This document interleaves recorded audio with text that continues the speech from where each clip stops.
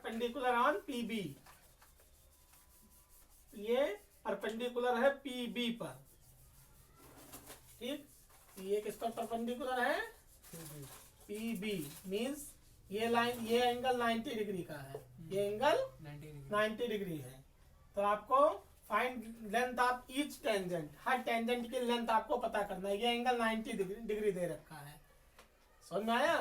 तो यहाँ से हम एक परपेंडिकुलर है, ये लाइन खींचेंगे, ये 4 हो गया। अब ये एंगल कितना डिग्री का है? 90 डिग्री, ठीक। ये एंगल कितना हो जाएगा? 45 हो जाएगा, 45।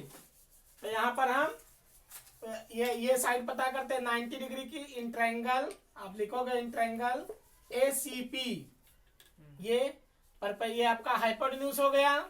इस एंगल के सामने की साइड परपेंडिकुलर हो जाएगी, तो CA आपकी परपेंडिकुलर हो गई 45 डिग्री एंगल के हिसाब से, समझ में आया? और ये परपेंडिकुलर है, ये बेस है, ये परपेंडिकुलर हो गया, ये हाइपोटेन्यूज। तो आप यहाँ पर परपेंडिकुलर अपान बेस का फार्मूला लगा दो। इन ट्रायंगल ACP में CA अपॉन में AP is equal to tan theta, perpendicular upon base, perpendicular upon base बराबर में tan थीटा। CA की वैल्यू 4 दिया है, AP हमें पता करना है tan 45, तो 4 upon AP is equal to tan 45 की वैल्यू 1 हो जाएगा। तो AP इज इक्वल टू कितना आ गया? 4। AP is equal to cross multiply कर लिया। अब ये AP 4 हो गया, ये भी 4 हो जाएगा, क्योंकि एक्सटीरियर पॉइंट से ड्रॉ की गई टेंजेंट लेंथ में बराबर होती है। तो PA बराबर हो जाएगी PB के। तो PA आपने 4 सेंटीमीटर फाइंड आउट कर लिया, PB भी 4 सेंटीमीटर होगी। समझ में आया बेटा? Yes sir. तो ये आपको इतने क्वेश्चंस करने हैं। हेलो डियर स्टूडेंट्स, कैसे हैं आप? आज हम क्लास 10th का एक सैंपल पेपर करते हैं प्री बोर्ड का। तो ये स्कूलों का है, किसी स्कूल का, पब्लिक स्कूल का है, तो इसको हम स्टार्ट करते हैं। Find the largest number, question एक नंबर के हम सेक्शन A पहले सॉल्व करते हैं। Section A, find the largest number that will divide 398, 436 and 542, leaving remainders 7, 11 and 15 respectively. Find the largest number that will divide 398,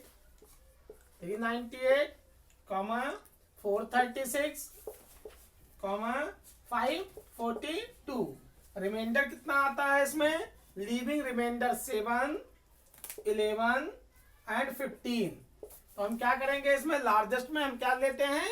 HCF लेते हैं largest में। तो हम यहाँ 7 ऐड कर देंगे, तो 398 में 7 ऐड करो, कितना आएगा? 398 में 7 ऐड करो, 398 में हम 7 को प्लस करेंगे, 436 में 11 ऐड करेंगे और 542 में 15 ऐड करेंगे। फिर जो नंबर्स आएगी इनका हम HCF ले लेंगे। समझ में आया? पहले ये तीनों ऐड करके जो रिमाइंडर आया है इसको हम ऐड कर लेंगे। तो 398 में 7 प्लस करो, 436 में 11 ऐड करो, 542 में 15 ऐड करो, और जो आएगा उसका क्या लोगे? HCF लोगे, हाईएस्ट कॉमन फैक्टर। HCF में क्या होता है? जब लार्जेस्ट लिखा हो तो हम HCF लेते हैं, जब लीस्ट लिखा हो, मिनिमम लिखा हो, तो हम LCM लेते हैं। समझ में आया? Yes sir. तो ये आपको करना है। If 1 zeros of the quadratic polynomial, एक क्वाड्रेटिक पोलिनोमियल है, Px मान लेते हैं, x स्क्वायर प्लस में 3x और प्लस में k। इसका एक जीरोस दे रखा है 2, इसका 1 जीरोस। तो क्वाड्रेटिक पोलिनोमियल है, 2 जीरोस होंगे, एक मान लेते हैं अल्फा है, एक बीटा है। तो एक जीरोस की वैल्यू 2 दिया है, तो हमें फाइंड आउट करना है k की वैल्यू। तो हम यहाँ एक जीरोस मतलब अल्फा इज इक्वल टू 2 दिया है, तो हम यहाँ x की जगह 2 रख देंगे। ये x में वेरिएबल है, तो x माइनस 2 बराबर 0 या x बराबर 2 हम इसमें पुट कर देंगे, k की वैल्यू निकाल देंगे। समझ में आया? आप इसको Yes, sir. ऐसे भी कर सकते हो, sum of the zeros alpha plus beta is equal to minus b by a, और alpha into beta product of the zeros, ये आपका सम ऑफ द जीरोज हो गया। ये प्रोडक्ट ऑफ द जीरोज कितना आएगा, alpha into beta c by a, तो यहाँ पर minus b by a, coefficient हम इसको कंपेयर करते हैं क्वाड्रेटिक इक्वेशन से, a x square plus b x plus c बराबर 0, तो ए की वैल्यू 1 हो गई, बी की वैल्यू 3 आ जाएगी, सी की वैल्यू के आ जाएगी। ए बी सी की वैल्यू हम कंपेयर करेंगे, ए की वैल्यू 1, बी की वैल्यू 3, सी की वैल्यू के। इसमें हम पुट करते हैं, एक जीरोस दे रखा है तो अल्फा मान लेते हैं 2 दिया हुआ है, तो हम यहाँ पुट करेंगे 2 प्लस में बीटा, 2 प्लस में बीटा बराबर में minus b by a, minus b by a, तो माइनस बी कितना है यहाँ 3, कितना है, तो माइनस 3 बाई ए मतलब 1, तो 2 plus beta is equal to minus 3 आ गया, beta is equal to minus 3, ये प्लस 2 है, इधर लाओगे माइनस 2, तो beta is equal to minus 5 आ गया, दूसरा रूट आपको माइनस 5 मिल गया। अब यहाँ वैल्यू रखते हैं अल्फा इंटू बीटा बराबर सी बाई ए, तो अल्फा की वैल्यू कितना दिया है 2, एक रूट इसका 2 दिया है, दूसरा आपने माइनस 5 निकाल लिया, सी बाई ए, सी की वैल्यू क्या है के, अपान में सी की वैल्यू के हो गई, अपान में ए की वैल्यू 1 हो गई, तो यहाँ 2 को माइनस 5 से मल्टीप्लाई करो, 10 माइनस 10 बराबर में के, तो के की वैल्यू कितना आ गई माइनस 10, यही हमें फाइंड आउट करना है। ये समझ में आया बेटा? Yes sir. के की वैल्यू कितना आ गई माइनस 10, तो यहाँ एक जीरोस दिया था अल्फा बराबर 2, तो हम सेकंड जीरोस निकाल लेते हैं बीटा, और उसके बाद के की वैल्यू निकाल देते हैं।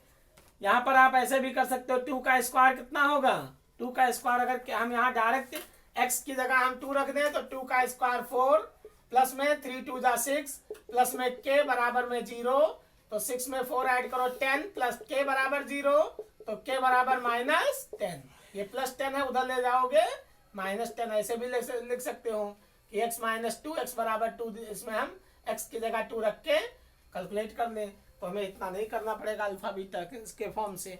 तो दोनों तरीके से आप कर सकते हो। समझ में आया? Yes sir. दोनों क्वेश्चन समझ में आ गया? Yes sir. अगला क्वेश्चन हम करते हैं।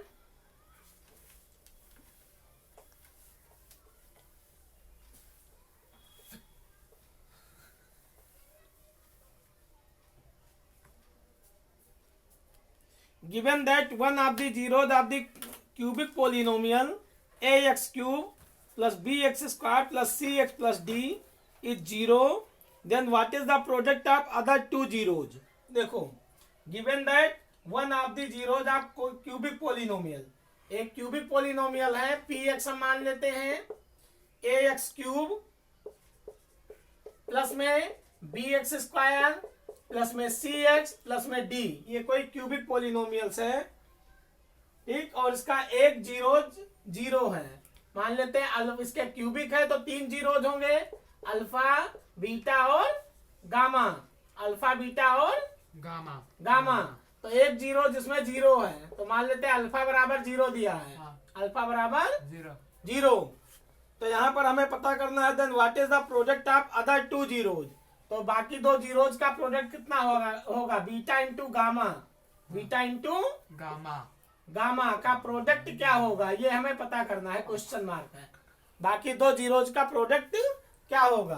तो आपको पता है कि क्यूबिक इक्वेशन है, तो sum of the zeros, sum of the zeros क्या होगा formula, alpha plus beta plus gamma बराबर minus b by a, alpha plus beta plus gamma बराबर minus b by a, sum of the हाँ minus b by ए, ये सम of the zeros हो गया।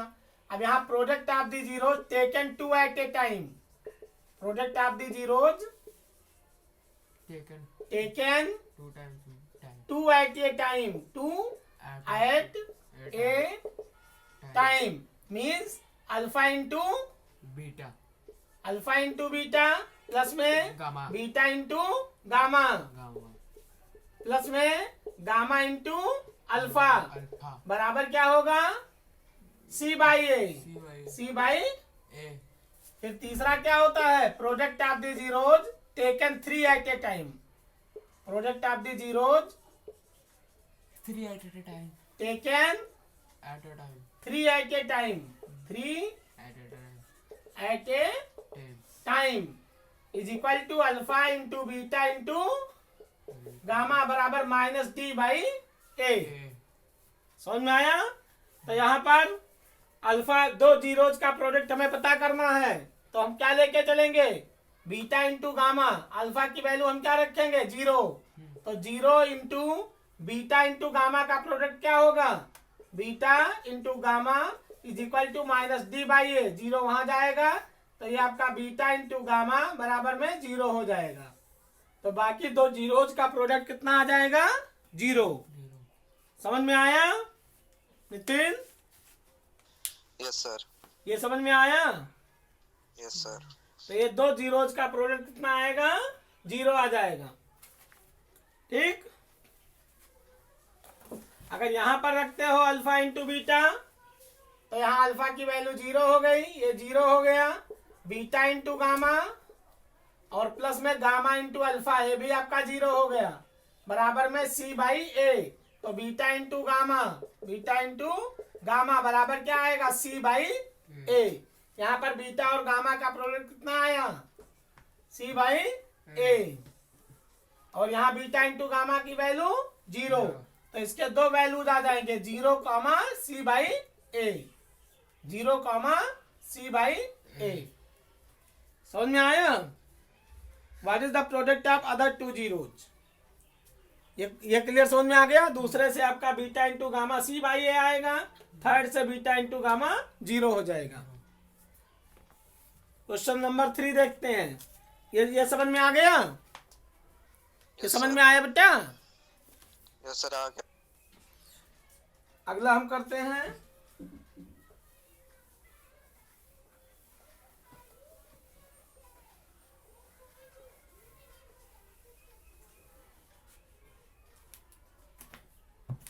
For what values of a and b does the following pair of linear equations have an infinite number of solutions?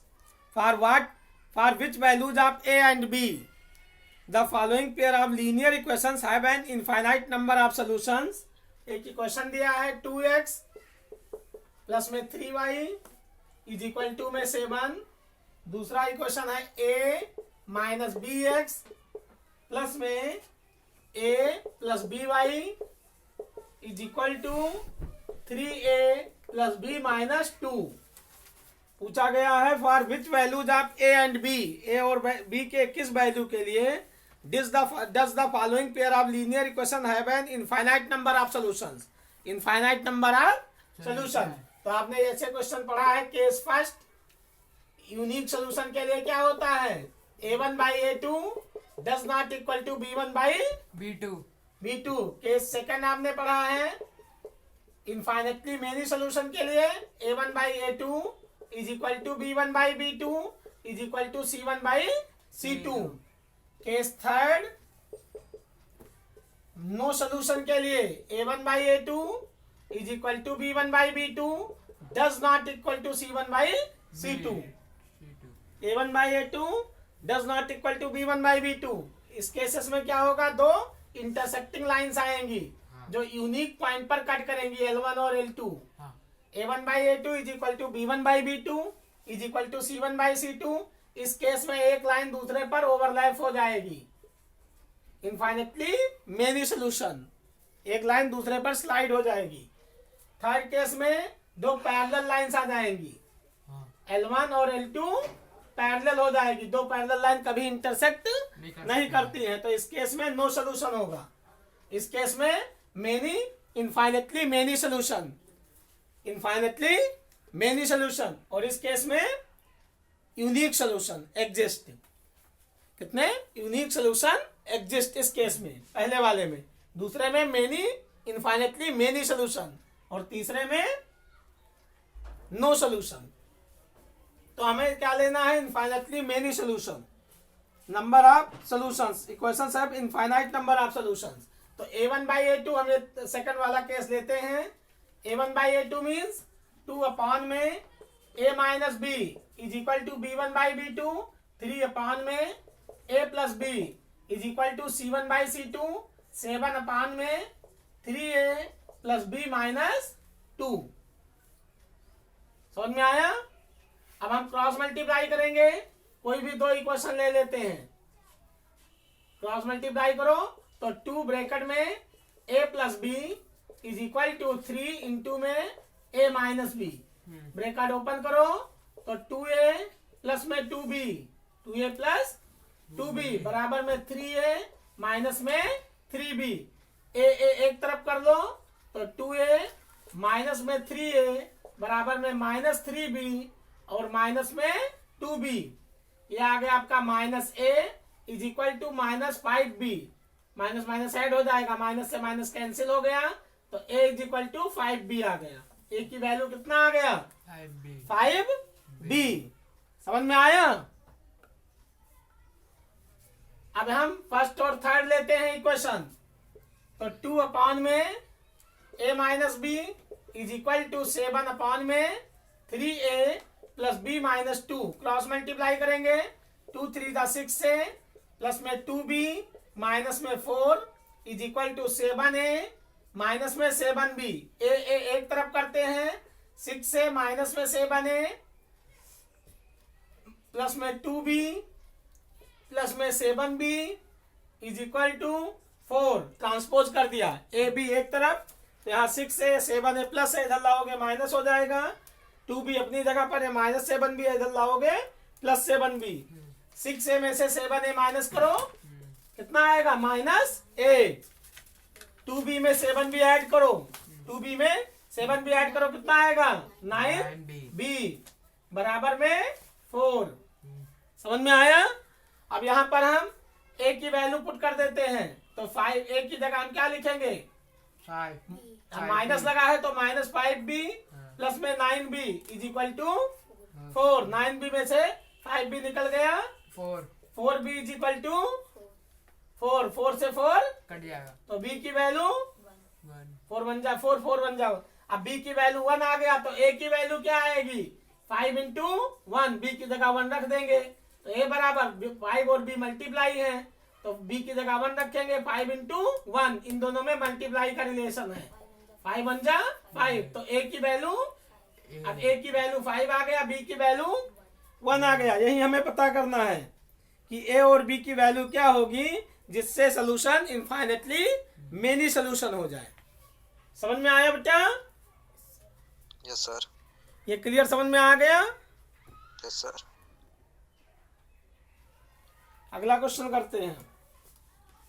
To straight path have represented by the equation x minus 3y is equal to 2 and minus 2x plus 6y is equal to 5. Check whether the path cross each other or not. दो state path दिए गए हैं, रब कर दूं हर्ष? हाँ Yes, yes sir. Sir.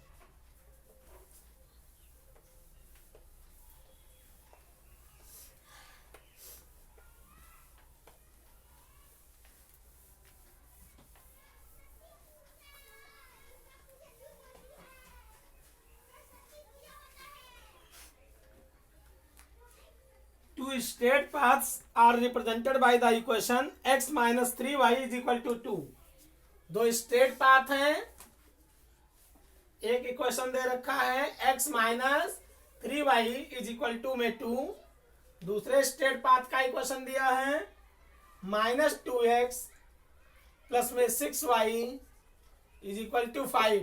अब हमें चेक करना है कि ये पाथ क्रॉस करेंगे कि नहीं करेंगे, एक दूसरे को दोनों पाथ कट करेंगे कि नहीं करेंगे।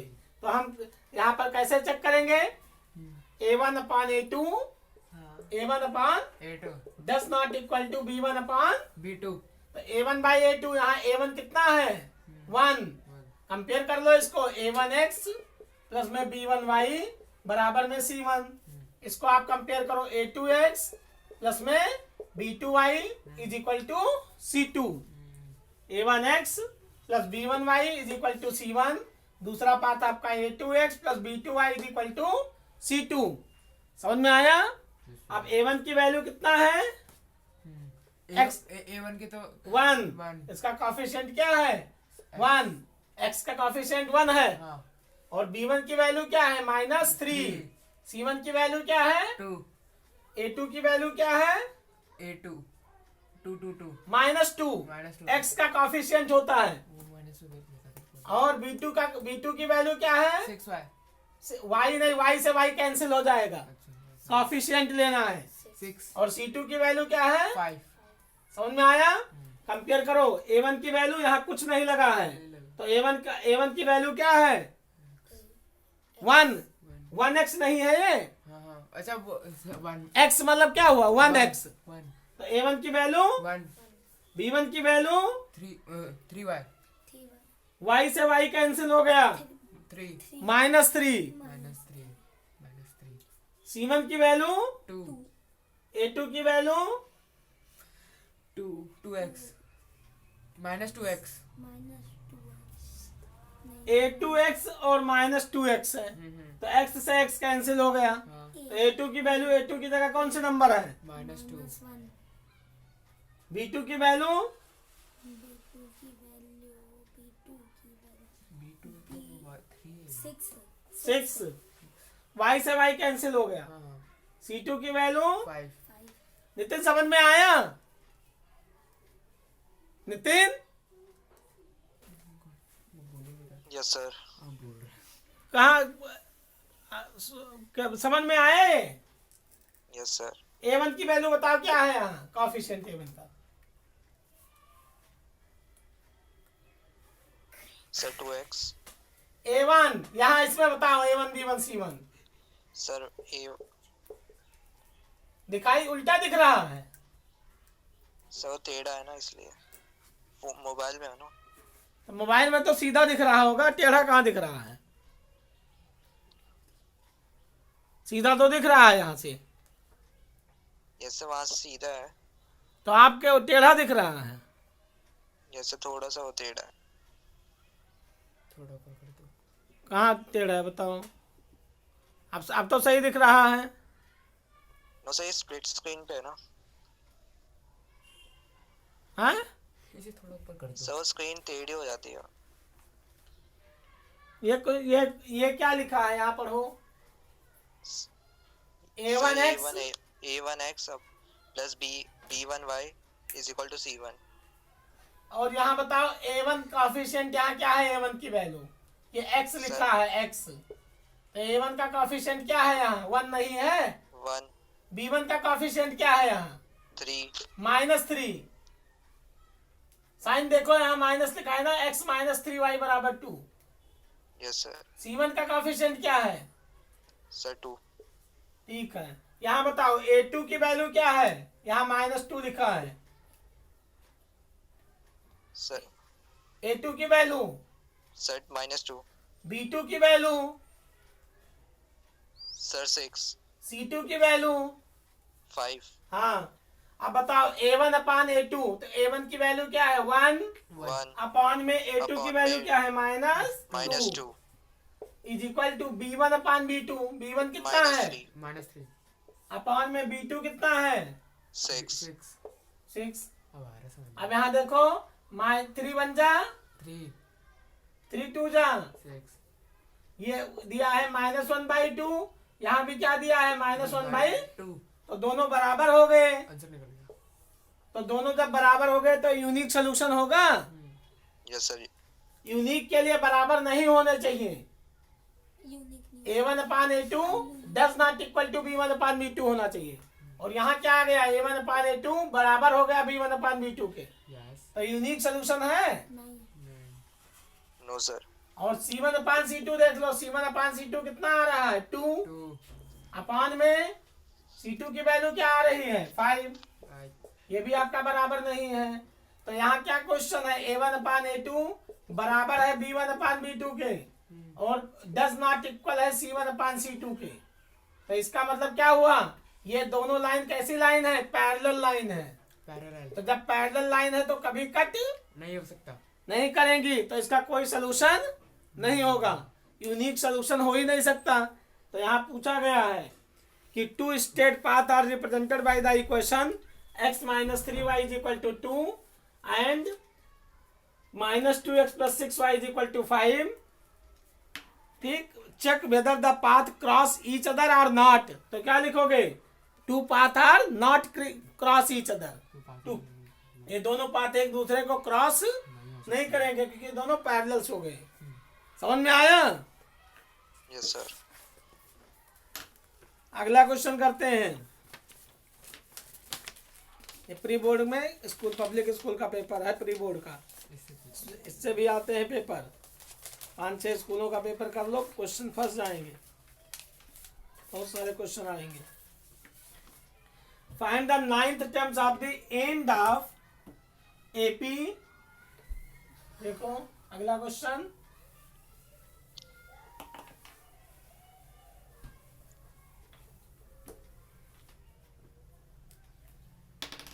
find the 9th terms of the from the end of AP 5 9 13 dash dash dash 185। अब हमें 9th टर्म्स पता करना है एंड से, पीछे से। एंड से हमें कौन सा टर्म्स पता करना है? 9th टर्म्स हमें फाइंड आउट करना है एंड से। समझ में आया? 185 से तो यहाँ हमें 185 से इधर चलेंगे हम 9th की तरफ। ए की वैल्यू कितना है यहाँ? 5 और डी की वैल्यू क्या है? A2 minus A1। Arithmetic progression का क्वेश्चन है। तो 9 माइनस 5 कितना आ गया? 4। समझ में आया? और लास्ट टर्म्स क्या है? 185। निकल गया।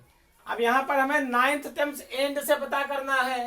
तो एंड से 9th टर्म चलोगे तो ए की वैल्यू ये बन जाएगा। ए की वैल्यू क्या हो जाएगा? 185। और डी की वैल्यू आपकी जो इधर से चलते थे तो पॉजिटिव होती थी, 4 क्या था इधर? पॉजिटिव था। उल्टा चलोगे तो क्या हो जाएगा? निगेटिव हो जाएगा। तो डी की वैल्यू -4 हो जाएगा। अब हमें 9th टर्म्स चाहिए A9। तो A9 बराबर A plus 9 minus 1 into d. an का फार्मूला लगाओगे, an is equal to a plus n minus 1 into d. nth terms का फार्मूला अप्लाई करेंगे, nth टर्म्स का फार्मूला अप्लाई करेंगे। तो an is equal to a plus n minus 1 into d. यहाँ A9 बराबर क्या आ जाएगा? A9 is equal to a plus 9 minus 1 मतलब 8d हो जाएगा। हाँ, अब A9 is equal to a की वैल्यू 185 प्लस में 8 इंटू डी की वैल्यू -4। ये आ गया A9 is equal to 185 minus 8 4 जा 32। 185 में से 32 माइनस करो, देखो कितना आता है, माइनस करो। 5 में से 2 माइनस करो 3, 8 में से 3 माइनस करो 5, कितना आया? 153। A9 is equal to 153। समझ में आया? Yes sir. अगला क्वेश्चन करते हैं। Calculate the common difference of the AP. एक अर्थमेटिक प्रोग्रेशन दिया है 1/b, 3 माइनस b अपॉन में 3b, 3 माइनस 2b अपॉन में 3b। अब हमें कॉमन डिफरेंस निकालना है। तो ये आपका फर्स्ट टर्म्स है A1, ये सेकंड टर्म्स है A2, ये थर्ड टर्म्स है A3। तो कॉमन डिफरेंस D बराबर क्या होता है? A2 माइनस A1 या A3 minus A2। Second terms में से फर्स्ट टर्म्स माइनस करो या थर्ड टर्म्स में से सेकंड टर्म्स माइनस करो कॉमन डिफरेंस निकालने के लिए। तो सेकंड टर्म्स में से फर्स्ट टर्म्स माइनस करो, 3 माइनस b अपॉन में 3b में से 1/b माइनस करो। अच्छा 3 को 2 आएगा। अब यहाँ पर हम एलसीएम ले लेंगे। 2 तो एलसीएम क्या आएगा? 3b और b का एलसीएम 3b हो गया। 3b और b का एलसीएम 3b आ जाएगा। 3b से 3b कैंसिल हो जाएगा, 3 माइनस b, 3 माइनस b। यहाँ से हम 3b काटेंगे तो -3 हो जाएगा। अब 3 से 3 कट गया, कैंसिल हो गया, तो -b अपान में 3b आ जाएगा। b से b कट गया, कट गया। तो -1/3। आंसर आ गया। तो कॉमन डिफरेंस कितना आया? -1/3। ऐसे आप इससे भी कर सकते थे कि A2 में से A3 में से A2 माइनस कर दो, ऐसे भी कर सकते थे A3 माइनस A2। तो A3 की वैल्यू रखते 3 - 2B अपॉन में 3B, और माइनस में 3 - B अपॉन में 3B। अब 3B एलसीएम क्या आएगा? 3B आ जाएगा।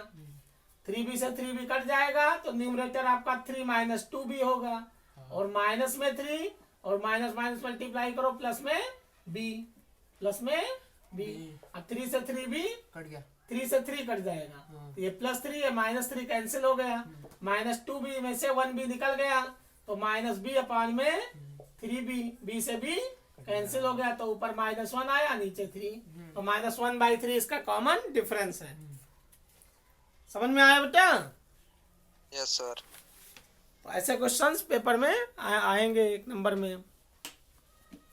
अगला क्वेश्चन करते हैं, find the root of the equation. एक इक्वेशन दिया है, क्वाड्रेटिक इक्वेशन।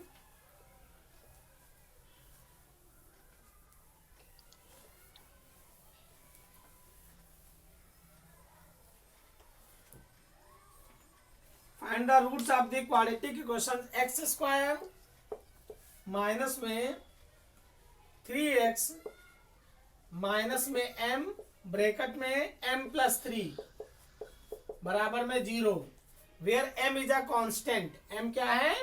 कांस्टेंट है। Where m is a constant. Constant. तो ये आपका x² - 3x -m+3। तो हमें इसको रूट निकालना है, इसको सॉल्व करना है क्वाड्रेटिक इक्वेशंस को। तो हम लिखेंगे x² माइनस में 3x ब्रैकेट ओपन करेंगे, तो -m², -m को 3 से मल्टीप्लाई करेंगे, -3m = 0। समझ में आया? अब x² माइनस m², एक ब्रैकेट में कर लेते हैं, x² माइनस m², एक ब्रैकेट में कर लिया, माइनस में 3x और माइनस में 3m बराबर में 0। अब यहाँ हम a² - b² फार्मूला अप्लाई कर सकते हैं। समझ में आया? यहाँ पर हम क्या अप्लाई करेंगे? फार्मूला अप्लाई कर देंगे, a² - b²। a² - b² identity use करेंगे, तो a + b इंटू में a - b। तो एक ब्रैकेट में आ गया आपका x + m, दूसरे में x - m। यहाँ पर -3 कॉमन ले लेंगे, तो x + m = 0। अब पूरे में x + m कॉमन ले लेंगे, x + m पूरे में कॉमन ले लिया, तो यह आया x - m -3 बराबर में 0। अब हम लिखेंगे इफ, अगला स्टेप 2 नंबर का प्रोडक्ट अगर 0 है तो दोनों 0 के बराबर होंगे, तो if x + m = 0, this implies that x = -m हो जाएगा। फिर और अगला क्या लिखेंगे? और x - m - 3 बराबर 0, तो x = ये -m है, इधर ले जाएंगे +m, -3 है, इधर ले जाएंगे +3, तो x की वैल्यू m+3 आ गया और x की वैल्यू -m आ गया। x की 2 वैल्यूज आ गई, एक अल्फा है और दूसरा बीटा है, तो 2 रूट्स निकल आए इसके। समझ में आया बेटा? Yes sir. ये क्लियर समझ में आया? Yes sir. यहाँ पर हमने इसको ब्रैकेट ओपन कर लिया, फिर a² - b² एक ब्रैकेट में कर लिया, इसको अलग करके फिर कॉमन ले लिया। अगला करते हैं, in the given figure PA and PB are 2 tangent drawn from an external point P to a circle with center C and radius 4 cm. If PA is perpendicular on PB, then find the length of each tangent.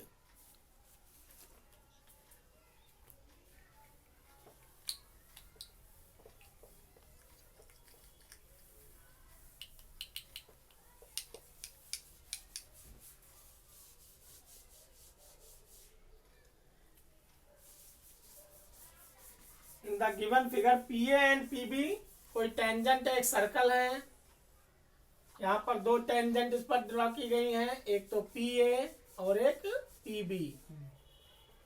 PA एक tangent है और दूसरी PB।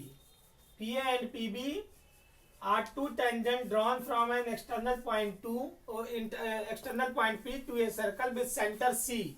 इसका centre C है, ये point आप contact हो गया, रेडियस 4 दिया है, 4 यूनिट। PA perpendicular